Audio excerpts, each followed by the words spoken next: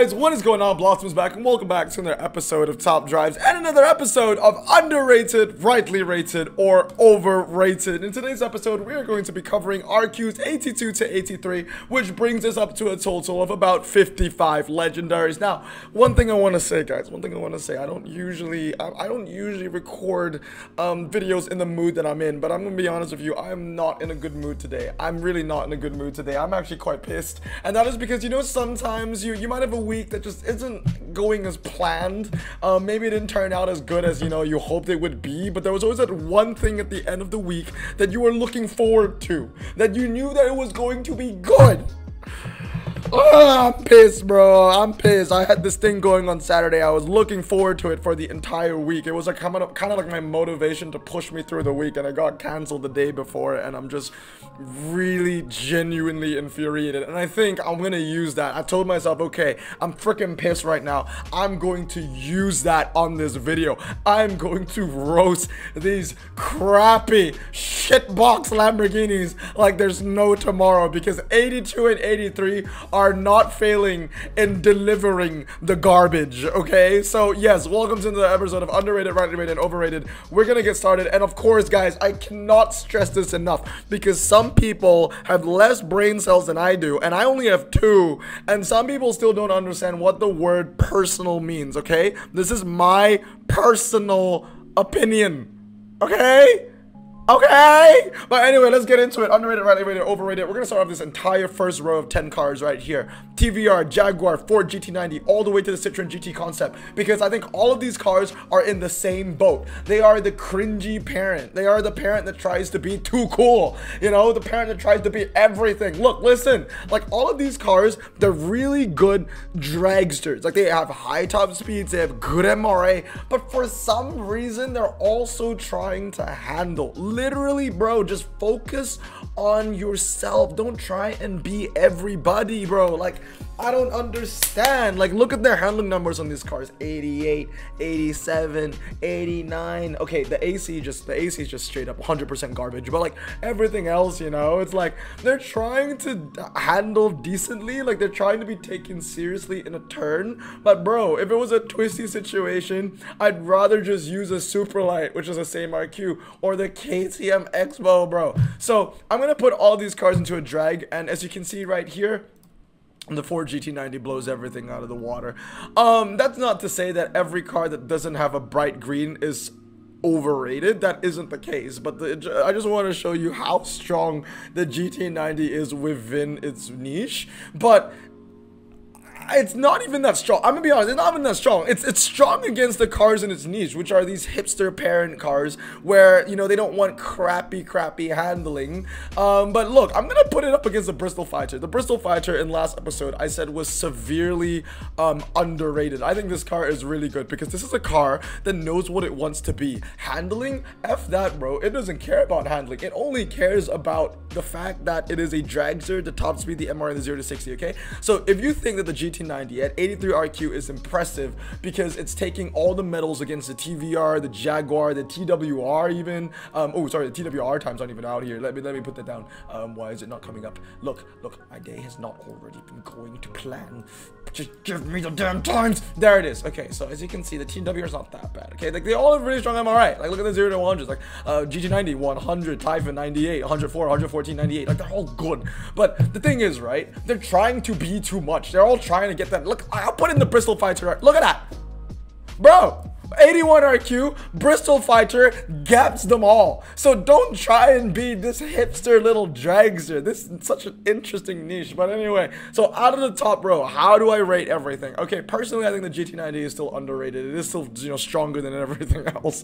I think that it could be a low 84 or a very, very high 83. But if it was 84, I would completely understand, because it would actually make the rest of the cars that you see outside the GT90 a lot more competitive. competitive with each other. The cars that really were disappointing in that comparison was the Nissan R381. This thing was actually a piece of crap. When I looked at the Nissan, like, I never thought it was a good car, but I always gave it the benefit of the doubt that it had, you know, really good MRI, because it does have really good MRI. It was over 100 and it was very, very light. But the issue with the car is that, first of all, top speed isn't high enough, doesn't have traction, doesn't have ABS. 0 to 60 is relatively low, but the handling sucks as well. It's just very light. The main thing about it is that it's really good MRA and it's very light. But the problem is, like, for an ultra rare, if you have 100 MRA, then you're definitely going to stand out. But for a legendary, if you have 100 MRA, I mean, look at it. Every single car in this top row has 100 or close to 100 MRA. So that isn't going to set you apart anymore. You need more positives. And the Nissan R381 doesn't have that. I think it's severely overrated. I think it will be better as maybe an RQ80 or maybe a low RQ81. I don't think it's good. When I think of the Nissan R381, I kind of think of a piece of crap, but it's not a dense piece of crap. You know, inside the turd itself, it's hollow, so it's light, but it's still crap. So, you know, and since it's hollow, it's light, when you throw it, you know, it's gonna go far. Not that I want you to throw a piece of hollow crap, but you know what I mean, okay? It's an analogy that fits. Think about it this way. An A, like, this is a 95%, and this is a 94%. They're both still in the A grade. It's just that 95 is better than 94. I'm gonna use that analogy next time for the series. I think that makes a lot of sense. All right, next up is the TVR Typhon. I think it's overrated. I like the car, and honestly, I would have put it in rightly rated before the introduction of the Bristol. I think that the Bristol Fighter and the TVR Typhon should just switch places. Bring the Typhon down to 81 and the Bristol up to 82. That just makes more sense. So yeah, I think it's overrated. Now next up is the Jaguars. Now this one, the TWR, I think is rightly rated. MRA is strong, top speed is high, has a little bit of handling as well. Like, it ain't bad, rightly rated. I think it's okay. Same thing for the Nardo, same thing for the AC, and same thing for this, well, actually the Citroen. We'll talk about the Citroen later. We looked at the times just now. I think the AC, the Volkswagen, I think those cars, they're rightly rated. They are going to be like kind of your half hybrid, half dragster, RQ82-83 cars. Like, I think they're all right. Now next up is the Jaguar XJR15. Now personally, I think, I'll tell you what, I actually think that the TWR, because I actually thought that the TWR was 83. It's not 83. It's actually 82. So I think that the TWR is actually underrated. I think that the TWR could be 83. And the XJR15, 82. So basically, I think that these two Jaguars should, you know, swap. I mean, the only difference between this is a 0.3 second difference to 0 to 60. But as you saw from the comparison, the TWR is the better car. The thing is, the moment once they both hit 60, the TWR is the better car everywhere. Also on top of that, the XJR15 has an added negative of 191 miles per hour for a top speed. So, you know, you put that up against a TVR Typhon in a test bowl, and the Jaguar is still going to lose. So I think that the two cars should swap. I think TWR would be a good 83, and the XJR15 more of an 82. Once again, my personal opinion. Next up is the Citroen GT Concept. I think it's overrated. I think as an 82, I think it would be very strong. When I think of the Citroen GT Concept, I think of the Nissan R390. And let's not forget that the Nissan R390 road car is RQ80. They're both very similar, you know, in terms of top speed, MRA, and handling. The only difference is that 0 to 60, but I don't think that a 0.4 second 0 to 60, only when everything else, you know, besides 0 to 60 is so close, is enough for this car to be 3 RQ higher than the Nissan R390. So I think that the GT Concept 82 would be okay. I think it's not a bad car, but definitely overrated for an 83. Next up is going to be the Aerial Atom. Now the Aerial Atom, I mean, the problem with the Aerial Atom once again is it's kind of like these dragsters over here, like how they want to be dragsters, but they also kind of want to be something else. It's the same thing with the Atom. Is like, yeah, it wants to be a twisty car competing against the KTM, but at the same time, 72 MRA, I mean, that's more than, you know, like the Superlight, for example, and the handling just kind of sucks as well. It's very light, and honestly, I think that it's very much like the Nissan R381. It's just a hollow turd, and I think it's severely overrated. Now, next up is the DBS Superleggera. Now, yes, I do have a timetable for this one, so let's look at what I like to see as the hybrid, not really hybrid, but more twisty orientated, because when I talk about hybrid cars, I think about these are the hybrid cars, and I'll talk about these later because these are the ones with the 100 MRA 100 handling combination. So this is kind of like in between super twisty and hybrid. I would say more in the twisty section. And one thing that is incredibly surprising, I myself was genuinely taken aback by this. I was genuinely surprised by this. Was actually the Celine S7. As much as I roast the hell out of that car, it's actually kind of competitive. Look at it.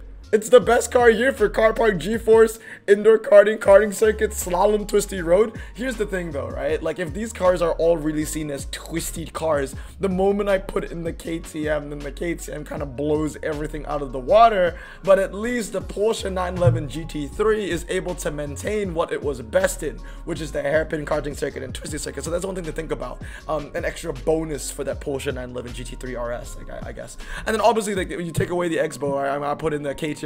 And the, oh no, sorry, I take away the KTM, you put in the Caterham KTM, Jesus Christ. And the Caterham is just so much better. So it's just tiers. There are layers to everything, and obviously there's going to be layers in every single RQ.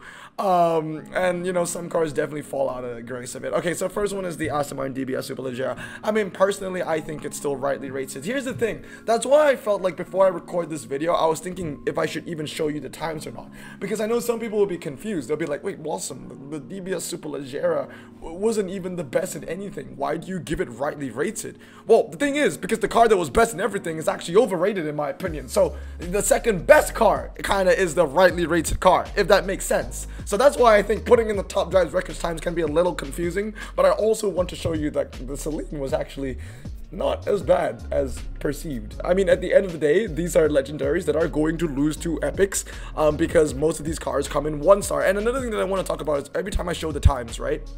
They're all in 111 instead of fully upgraded, because, you know, since these are lower end legendaries, not a lot of people actually have maxed out times for them in top drives records. So if I were to compare all their maxed out times, you wouldn't see a lot of time. So I hope that makes sense. But I think that the DBS Superleggera is in a decent place. The MRA is strong still, not as strong as it used to be, but it's still strong. Handling is good, top speed is good, 0 to 60 is very average for an RQ82. It's alright, it's alright. I think it's a rightly rated 82. Next up is the Audi V8 Quattro DTM. Now, this car is pretty good, honestly. I think it's rightly rated as a 4-wheel drive 83. Here's the thing, when it comes to 4-wheel drive 82s and 83s, most of them, Lamborghinis, Bentleys, are all overrated. So the Audi V8, I think, is one of the few rightly rated 4-wheel drive ones, just because it handles very well. It also has a combination of decent 0 to 60. I don't think it's overrated by any means. I think that it is what I expect from an 83, something that is actually capable of beating epics, and that's what the Audi V8 can do against other 4-wheel drive strong hybrid epics. Now, next up is the Audi RS3 Saloon, and I guess if we're talking about 4-wheel drive, I'll show you this timetable right here. And as you can see, once again, the Acura DNX is kind of like the car to go and follow. And I've always said that the DNX has always been pretty decent. It also fits a lot of niches. The fact that it's a saloon, a 2000s car. Another thing that was kind of interesting was that the Mercedes SLS AMG Electric actually isn't that horrendous. It's all right on the twisty circuit, fast circuit rolling as well. Pretty competent on the drags, mainly because it has that MRA. And then we also have the Audi Avant Performance, which is, you know, the best car for the half mile, 1 mile, 0 to 100. But that's, again, I'm putting all these cars in a pretty, you know, crappy scenario. Like if I was going to put in the slick tire car, right? Where's that slick tire Audi? Where is that slick? Right here. This thing's going to win everything. So I'll just go, yeah. That's the reason why I didn't decide to put the Quattro DTM in this comparison, because it was absolutely going to blow everything out of the water. But anyway, worst of the worst, the Audi RS3 definitely is overrated in my opinion. DNX, I think, is rightly rated alongside the Audi V8. Like I said, I don't think that any of these 4-wheel drives, even though the V8 Quattro blows everything out of the water, I don't think it's overrated. Like I said, I think the majority of 4-wheel drive cars are overrated, so the best cars are kind of just rightly rated. Does that make sense? Because, like, if all of the cars in 82 to 83 I felt were rightly rated, then then obviously the best car will be overrated. But since I think that most of the four-wheel drive 82 to 83s are overrated, then the best car is rightly rated. I hope that makes sense, dude, okay? But anyway, yeah, the RS3 I think is overrated. The R8 Spider is overrated. The RS6 is all, the Audi suck, okay? But they're not that bad. I don't think they're severely overrated, but they do not deserve 82 and 83 respectively. All right, next up, talking about cars that are just a heaping pile of dog manure, or cow manure, depending on how you want to see it. The Bentley Bentegas are just severe. They can pass off as epics. They're that bad. They're honestly that bad. They can pass off as epic. I see them and I cringe, dude. It's one of those cars where like you unpack a legendary and you actually want to shoot yourself. It's kind of like, dude, you unpack a legendary, it should be a momentous occasion. Then you just see it's a Bentayga and you want to just jump out the window. Like, that's one of those cars, dude. It's just garbage.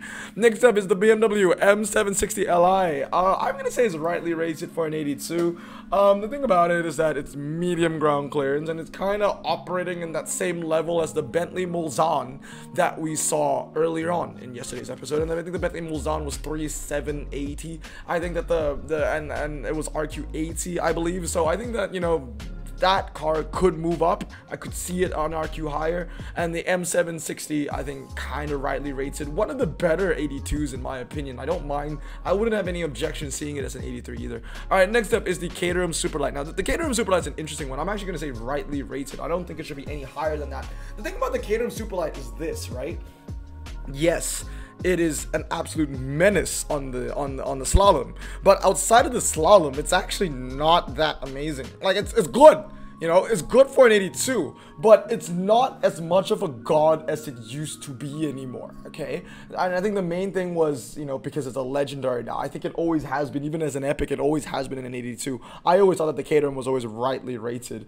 So yeah, I think it's in a good spot. Next up, oh my god, I mean, it looks like an anus, and it performs worse than my anus on a G-Force. Seriously, the Skigera is one of the worst freaking cars in the game. Not only does it look like garbage, it performs like how it looks, and that isn't a compliment. Definitely severely overrated. Could pass off as like an 80. It's garbage. All right, next up is the Chevrolet Corvette Z06. Now, I think the Corvette Z06 is it's all right. It's all right. I think it's rightly rated. It kind of balances a very good amount of MRA, 0 to 60, and handling. No objections. I think it is an 82. Next up is the KTM Expo GT4. I think, ooh, it's a tough one. It's a tough one. We saw how it compared with the other kind of quote-unquote twisty cars. I'm actually going to say underrated. I think it could pass off as an 83, and because of that, I think that the Caterham 7620 is also underrated. It should go up to an 84. I think it makes sense that if the Superlight is 82, the KTM is 83, and the KTM 7620R. I hate how the 7 is in alphabets, but the numbers, the 620 is not. Why? I'm just annoyed because I'm not in a good mood. But yeah, I think that could be an 84. That makes sense to me. All right, next up, let's talk about shit town over here. Severe. I mean, if I could make an entire road just for Lamborghinis, I would.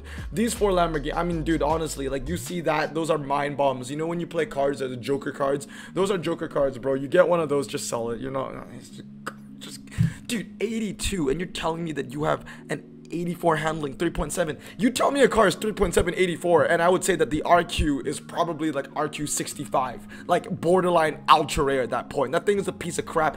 I don't care that it has MRA, bro. It's so useless. And like, if I'm gonna put the Diablo up against, like, you know, a GT90 or even the Bristol Fighter, it's going to get sent to Gapplebee's, dude. Like, the Diablo sucks. Okay, now let's talk about the Huracan. Yeah, it's rightly rated. It's alright. It's alright. It's kind of like the DBS Superleggera, you know, very, very similar. Only one worse handling. Obviously, the Superleggera is the better car to the Huracan, but that doesn't mean that the Huracan is overrated. You gotta have layers in every RQ still. And I think that these two cars are very, very, very close. Where, you know, one's a slightly better 82, one is a slightly weaker 82, but they both deserve to be 82. You know what I mean? It's like, this is like, okay, like, think about it this way. An A, like, this is a 95%, and this is a 94%. They're both still in the A grade. It's just that 95 is better than 94. I'm gonna use that analogy next time for the series. I think that makes a lot of sense. All right, MC12 Stradale. I mean, handling is good, MRA is good. 0 to 60 is kind of crap though. It is an 82. I mean, honestly, I could have put it in the same comparison with the Citroen GT and the TVRs and all that kind of crap. I'm gonna put it in overrated. I think 81 would be a pretty decent place for it to be. But I think that, you know, it's like low rightly rated. It's like a very low rightly rated, very high overrated, I guess, if that makes sense, or is a very high rightly, that doesn't make any, it's in between, so I'm gonna put it at the top because the handling does save it a little bit. All right, next up, I want to talk about all the SUVs in one go. I think that the X6 and the X5 are both rightly rated. I think they're decent. You max the handling out, it's 89 handling for a four-wheel drive all-surface tire car. That's all right. That's all right. No objections with that. Next one though is the GLE 63S, and I mean, handling is everything when it comes to off-road tire cars. I just think that that car is a little overrated. I know that the MRI is decent on the GLE. I mean, I can look it up right here because I have all the stats. 81, yeah, that's pretty good. It's pretty good. But at the end of the day, it's gonna cap out at every other. It's gonna cap out on top speed with every other all-surface tire German car at 155. So nothing special with the extra MRA. There's probably not gonna be much of a difference. And obviously, like, the handling is not as good. The 0 to 60 is not as good. I think it'll pass off as an 81. I think 82 is a bit too generous to that car. CLK GTR is next, and CLK GTR is in my last comparison that I'm going to show you today. This is the super hybrid comparison of cars. I mean, the only I guess entry level, I guess, or how I'm judging these cars, that these cars need to have at least 100 handling and 100 MRA. They need both. And as you can see, the best out of the best is the GT198 Strassen version and the Mercedes AMG GTR. So the Mercedes AMG GTR is the fast one. The Strassen version is more of the twisty car. That being said though, I think that the CLK GTR is rightly rated. I also think that this one is also rightly rated. Just that the other two outlier cars, the AMG GTR, I think is actually underrated. And where's the other boy? This one is also underrated. No, sorry, I think it's the other one, right? No, this one is underrated. So I think those two should be like maybe 84s, if not then very high 83s. The Mercedes CLK GTR, the Strassen version, I think they're okay at rightly rated. They're completely fine. 308R hybrid, I think, is slightly overrated. I think 82 would be pretty decent for it. Once again, kind of joining the ranks of these Audis, and you know, yeah, just really the Audis, honestly. They're all low ground clearance, by the way. None of them are medium. All right, next up is the Celine S7. And I'm actually going to put it in rightly rated. It just, at the end of the day, this is just a great epiphany moment. It's a great eye-opener to show how useless hybrid legendaries are. Because the thing is, most of these legendaries, the Huracan, the DBS Superleggera, the Celine S7, like, they're all gonna be 1-star. They're not gonna be max. But the thing is, like, when they compete against each other, they're actually not that bad. And when you can max them out, then they are able to beat those epics. But the main reason why I think their values are kind of diminished is because they're so hard to upgrade, and they're always so oftenly put up against the best of the epics. And mind you, once again, those are underrated epics, because those are very strong Blossom Choice epics. Like, we put them up against Janettas or Farbouts or anything like that. But the reality of the situation is, as you saw from the comparison earlier, the Selena 7, it's not bad. It's actually not bad. And I think at the end of the day, it's because it actually has a decent combination of a low 0 to 60 and decent handling for cars within its RQ. The only issue is that when all these legendaries are at 1-star, they're kind of useless. But I gotta think about it when they're being maxed out, because, you know, it's only fair to think of them when they're maxed out. But also, it is a negative at the same time, because it's so expensive to max out. This is a very complex series, okay? So at the end of the day, my personal opinion, I think I was wrong about the Celine. I think it's actually rightly rated. Next up, Alpha. We don't know much about this car. It's not been given out yet, but I think it's rightly rated. The handling is very good. The 0 to 60 is garbage, but it is a saloon, so it has that extra niche to it. You know what? No, actually, in terms of congruity, to make everything make sense, I said that the other Alpha, that was RQ80, I believe, in the last episode, was overrated. So I think this one's overrated too. If that other Alpha is going down, this one should go down to 82. But I think the MRI on this thing is going to be really strong, because if you got a 0 to 60 of 3.9 at 83 RQ, you probably have really, really good MRI, to be fair. All right, next up are the Bentleys. Bentleys, I mean, the Bentleys are also overrated, honestly. I'm going to put them all in overrated. I don't think that they're severely overrated. They're not as bad as the Lamborghinis because at least they have low 0 to 60s. You know, 3.3, 3.3, 3.4 compared to the Lambos 3.7, 4, 3.6. Ugh, that's bad. So yeah, I think the Bentleys are overrated, but they're not severely overrated. The Lamborghinis are the true shit boxes here. I think the Lambos are actually worse than the Bentleys, and that's why I said that in every pack opening, if I get a Lamborghini, I will sell. But if it's a Bentley, I never said that I would sell those. Next up, the Spiker is severely overrated. The only thing saving that Spiker is that 3.20 to 60 being the outlier. On top of that, the Spiker has crap handling. It doesn't matter that it has a high top speed because the MRA is only 85, which is way below the average of all the other, you know, hipster cars, hipster mom cars or hipster parent cars with the 100 plus, but with the crappy handling as well, you know what I mean? Next up, BMW M3 GTR, rightly rated. I think it's a very strong car. I mean, actually, I actually want to put it overrated. I think it actually can be 84. The problem is if the KTM Expo goes up to 83 in my mind, because I think it's underrated, then the M3 GTR should go up to 84. Once again, I still think slick tire cars are kind of underrated. I still think they're very, very strong. Not to mention that this has 94 MRA, which is really strong as well. Next up, Copo Camaro, severely underrated, dude. Who cares about the handling on that thing? It knows what it wants to be. It can perform like an RQ90 on the drags if it has the MRA to back it up. Next up, Jaguar F-Type Coupe all-wheel drive. Ugh. It's an interesting one, this one. It's kind of like the Bentleys. I think it's overrated, but not too bad. Not severely overrated. Next one is the Mercedes SLS AMG. All right, rightly rated. Main thing, handling. It can handle. So there you go. 87. Beats the 84s of the Bentleys and the 86s of the Lamborghinis. Next up is the Silvia Super Silhouette. Now, the Silvia Super Silhouette is kind of like the R381, where I just feel like it kind of misses the mark ever so slightly. It fails to hit 100 handling. It also fails to hit 100 MRA. I think that it is overrated, unfortunately. Next up is the Peugeot 206 WRC. This thing is a Blossom choice for a reason, and it is severely underrated. That thing could pass off, honestly, as an 86. Maybe that's pushing it. 85 for sure. It's underrated. That thing is very, very strong. Next up is the Strassen version 911 GT1 road car, and I think that it is rightly rated. I think as an 83, you know, it doesn't have any standout stats, but it doesn't also have any negative standout stats. So it doesn't have any negative standout or positive stats. I think it's a decent 83. 91, so it gets, you know, over 100 handling. Top speed is a little under the average, but the 0 to 60 doesn't have any complaints from me. Last but not least are the Porsches over here. I think all of these Porsches, as we saw earlier, they're all rightly rated. I can say that the purple one maybe is a slightly underrated car. I wouldn't mind seeing the purple boy as an 84. It is a very, very strong 82, 3.292. Kind of similar to the Celine S7. But what that this Porsche has that the Celine does not have is that the Porsche actually has MRA 82 compared to the Celine's like 70 or some crap like that. Now, I know in the comparison, the Celine was actually beating the Porsche in some track sets, but like I said, the moment we put the KTM into play, the KTM was beating the Celine where the Celine was beating the Porsche, but the KTM wasn't beating the Porsche where the Porsche was beating the Celine. Does that make sense? So the Porsche actually has a little bit more value in my mind, and that's why I think it's underrated. Next up is the Megane. The Megane I think is rightly rated. Once again, it's kind of like the CLK GTR, the Strassen version, where the 0 to 60 isn't the strongest attribute of the car. It's actually the weakest attribute of the car, but it doesn't matter because they have very strong MRA and they have very strong handling numbers as well. So as an 83 and an 82 respectively, I think those two cars are okay.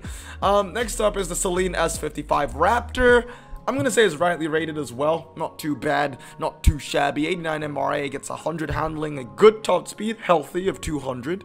3.2 for 0 to 60 is pretty good as well. But anyway, guys, that is going to be my evaluation of RQ83 to 82. Like I said, I'm a bit heated today. My mood is not the best. If you disagree or agree, let me know down in the comments below. But overall, this is my personal opinion. But yeah, without a doubt, I will tell you, for cars in the overrate, for rightly rated and underrated, like, I can see a debate happening for all of these cars. But one thing that I will not take any arguments or disagreements for down in the comments below are the cars in severely overrated. Those cars, no debate, are just terrible.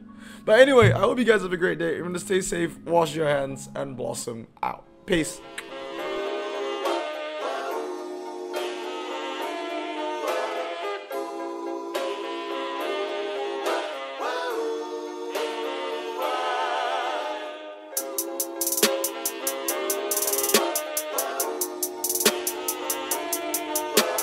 Bro, this song just makes me so happy. Me too.